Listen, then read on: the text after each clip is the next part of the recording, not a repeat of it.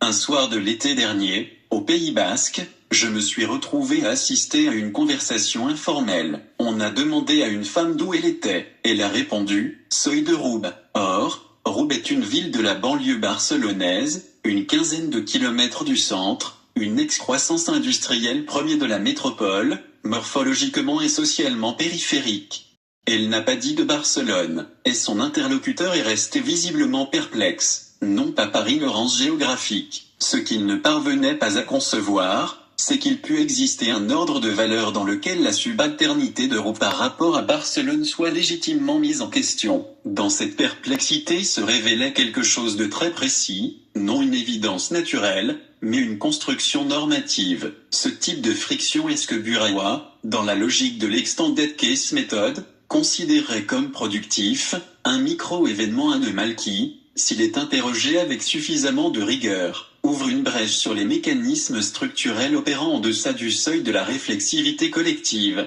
Ce sont ces mécanismes que je voudrais explorer, des mécanismes qui ne sont pas propres à Barcelone, mais qui se retrouvent dans n'importe quelle configuration métropolitaine occidentale. La métropole n'est pas simplement une grande ville, c'est une forme sociale spécifique. Elle produit, Simmel l'avait vu avec une lucidité extraordinaire, un type humain déterminé par des relations de distance, d'anonymat et de surstimulation, et elle génère en son sein et à ses marges des hiérarchies de reconnaissance qui se donnent comme naturelles, bien qu'elles soient entièrement construites historiquement. Revenons donc à notre phrase, Soy de Roubaix. En 3 mots se condense une galaxie, non pas une identité ponctuelle, mais une constellation d'expériences sédimentées, des trajectoires biographiques et collectives, des hiérarchies de la préférence et de la résistance, construites à contre-courant de la classification métropolitaine dominante. C'est ce que Mannheim appelait Standortgebunden. La pensée n'est jamais désincarnée de sa position sociale. On pense toujours depuis un lieu, et ce lieu doit être considéré comme une sorte de matrice générative. Il produit des perceptions, il oriente des hiérarchies évaluatives, et il le fait avant toute justification discursive. Mais cette Standortgebunden est avant tout une condition corporelle. Celui qui habite la périphérie métropolitaine en fait l'expérience quotidiennement, avec son propre corps. La répétition du trajet de la périphérie vers le centre, jour après jour, sédimente somatiquement la position du sujet dans l'espace, un espace non seulement physique, mais constitué de distances sociales et symboliques. Ce trajet produit des émotions, et ces émotions ne sont pas de simples états intérieurs projetés sur le monde, elles sont, au sens où Schmitz emploie le terme, des atmosphères, des réalités qui saisissent le corps et le placent dans une dimension symbolique avant même que le sujet en ait une conscience réflexive. Le corps périphérique porte inscrite en lui cette localisation, et la phrase Soy de Roubaix émerge d'une sédimentation de sensations et d'émotions avant même d'être pensée comme énoncé identitaire. C'est précisément cette dimension corporelle de l'expérience périphérique qui oblige à reprendre un autre aspect de l'analyse simmelienne. Simmel observe que la vie métropolitaine produit une réponse adaptative très spécifique. Face à la multiplication incessante des stimuli, le métropolitain développe progressivement ce qu'il appelle blasierté, une attitude blasée, une déintensification de l'ordre affectif. À force d'être exposé à tout, le sujet métropolitain finit par ne plus percevoir de différence significative de valeur entre les choses. Tout devient équivalent, tout devient échangeable. Ce n'est pas une pathologie individuelle, c'est la structure anthropologique de la vie métropolitaine, sa condition de possibilité. Et cela nous ramène directement à notre cas, car Barcelone, prise comme contexte métropolitain, n'est plus, désormais, ni la capitale de l'idiosyncrasie catalane, ni l'héritière de passés plus ou moins glorieux, et encore moins un lieu habité au sens existentiel. Elle est devenue un patchwork touristifié de lieux communs destinés à la consommation. Barcelone vaut plus que Roubaix uniquement dans la mesure où elle est plus reconnaissable. Cette équivalence entre reconnaissance et valeur est précisément la forme que la blasierté impose à l'ordre affectif métropolitain. Ce qui est connu vaut davantage, non parce que c'est meilleur, mais parce que c'est convertible dans la monnaie symbolique dominante. La femme de Roubaix, en revanche, fait quelque chose de très différent. En revendiquant son étrangeté à la capitale, elle inverse la figure sociologique de l'étranger. L'étranger simulien est celui qui introduit le lointain dans la proximité du groupe. Ici, c'est l'inverse. Elle introduit la proximité, la densité affective de son lieu, dans l'espace anonyme de la sociabilité métropolitaine. Ce n'est pas elle l'étrangère, c'est elle qui rend les autres étrangers à eux-mêmes, en les privant de l'évidence qu'ils croyaient universelle. Le familier, le dense, l'enraciné fait irruption dans l'espace de la distance et le déstabilise. Il vaut la peine de s'arrêter un moment sur la portée de cette inversion, car elle contient déjà, sous forme germinale, l'ensemble du conflit que je vais chercher à reconstruire. Ce que cette inversion révèle, c'est l'existence d'un ordre de valeurs qui précède le discours, qui n'est pas argumenté mais vécu. Shelley l'appelait Urdo Amori, le noyau du monde moral du sujet, ce qui oriente la perception et l'action avant toute justification explicite. Chacun d'entre nous porte en lui un ordre de la préférence qu'il n'a pas délibérément choisi, mais qu'il a absorbé, incorporé, sédimenté à travers l'expérience vécue. La Blasireté métropolitaine est elle-même un Urdo Amori, mais un Urdo Amori érodé et déintensifié par la sérialité des stimuli. Les périphéries urbaines produisent au contraire un ordre affectif structuré autour d'objets localisés, des relations, des lieux, des pratiques, qui ne sont pas convertibles dans la monnaie symbolique métropolitaine. Cet ordre s'est sédimenté à travers des décennies de stigmatisation subie et de résistance pratiquée. Les banlieues parisiennes, les suburbs industriels anglais, les arabales espagnols ou les ravals catalans, chacun à sa manière, ont produit ce type de structure affective.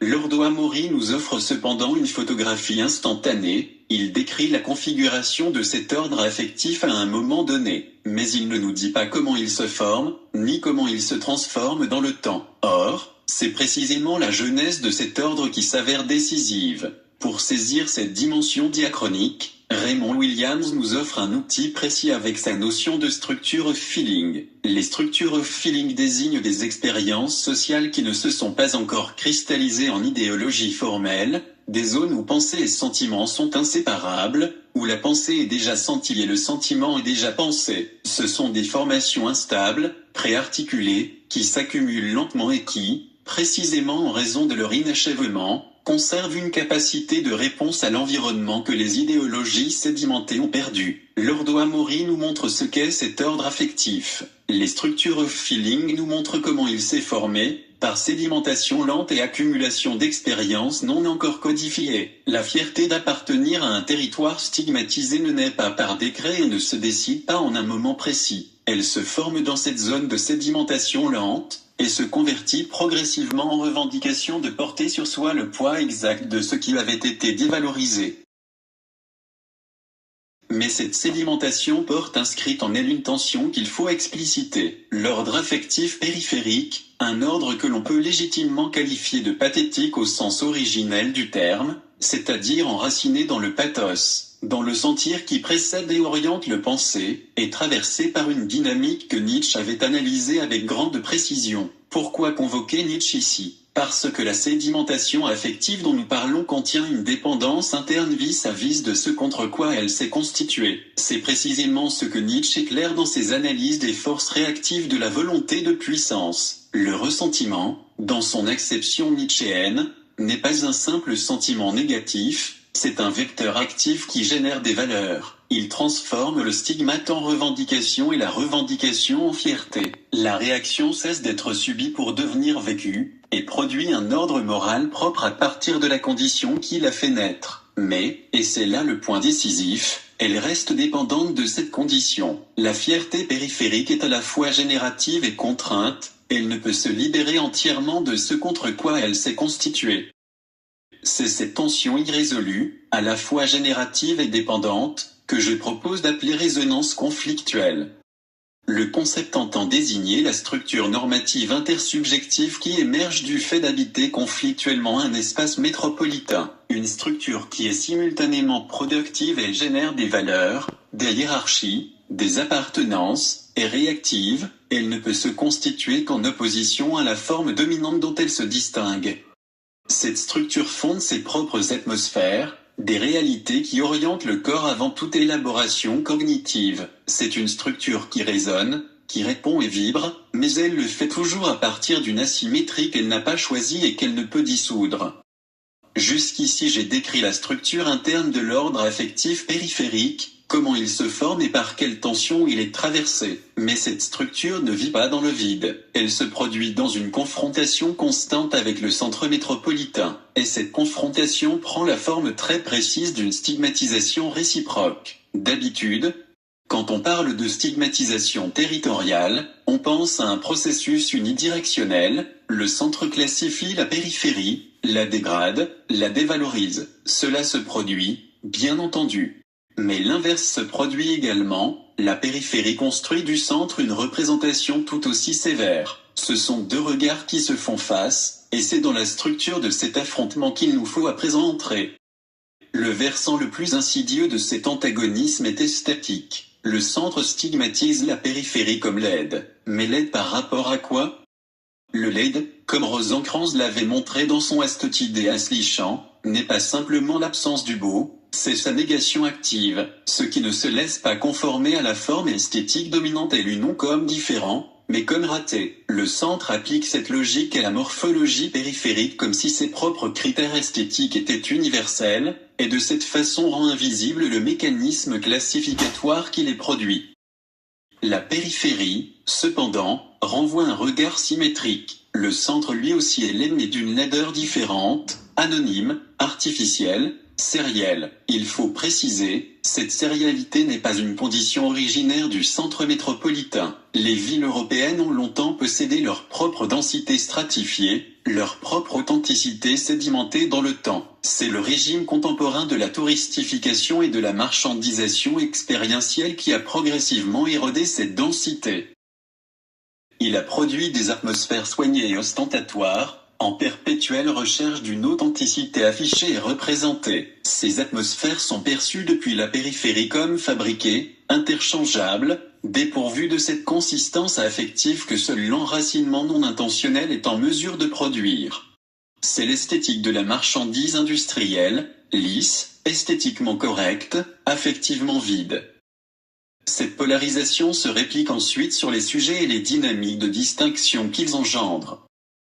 La figure de l'orthera, catégorie esthético-morale qu'Xambuzada avait analysée dans le contexte ibérique, fonctionnellement similaire au chef britannique ou au beauf français, désigne le sujet périphérique que le système classificatoire métropolitain lit comme esthétiquement inadéquat. Mais cette inadéquation n'est pas un déficit individuel. Les critères de la distinction ne s'apprennent pas par bonne volonté, ils s'héritent, ils se sédimentent à travers la transmission intergénérationnelle des habitus. Celui qui n'a pas grandi dans des environnements où ces critères circulaient comme des évidences incorporées ne peut les maîtriser avec naturel, et le centre transforme cette impossibilité structurelle en manque de goût. Au sujet périphérique correspond cependant un contrepoint spéculaire, le pigeot métropolitain, le bobo urbain qui maîtrise avec exactitude les codes de la distinction et qui, depuis la périphérie, est lu comme affecté, vidé de substance. Incapable de toute relation non médiatisée par la consommation. C'est précisément cet affrontement qui peut être lu, dans son ensemble, comme une forme d'économie morale, une structure normative tacite, fondée non sur des valeurs explicitement déclarées mais sur des hiérarchies affectives sédimentées.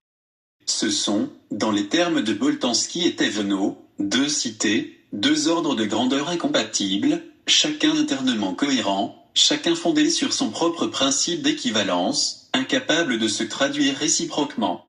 Le conflit entre centre et périphérie n'est pas soluble par la voie dialogique, car les parties ne partagent pas un étalon commun. Voilà pour la structure interne du conflit.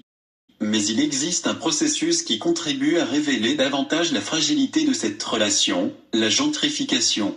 La gentrification n'est pas un processus de simple substitution démographique, c'est une capture systématique de l'authenticité périphérique.